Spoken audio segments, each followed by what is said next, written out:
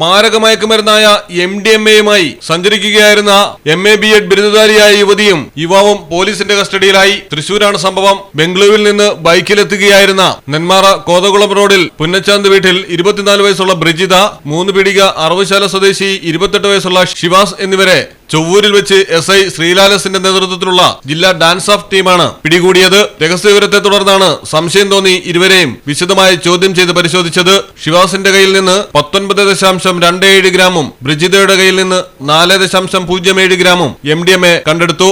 ബ്രിജിത ബാംഗ്ലൂരിൽ താമസിച്ചാണ് MA B.Ed പൂർത്തിയാക്കിയത്. ഇരുവരും മയക്കുമരുന്ന് വിതരണ ശൃംഖലയിലെ കണ്ണികളാണെന്നാണ് പോലീസിന്റെ പ്രാഥമിക നിഗമനം. ആർക്കുവേണ്ടിയാണ് മയക്കുമരുന്ന് കേരളത്തിലേക്ക് കൊണ്ടുവന്നതെന്നും എവിടെ നിന്നാണ് വാങ്ങിയതെന്നതുമടക്കം പോലീസ് ഇവരിൽ നിന്ന് വിവരങ്ങൾ ശേഖരിച്ചു വരുന്നു. Malayalam television, Thrissur.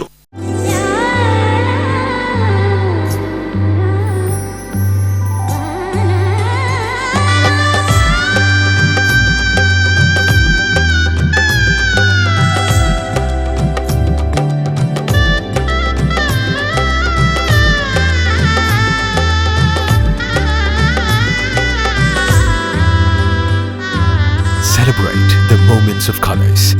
KMT Silks, Perindalmanda, Kottakkal.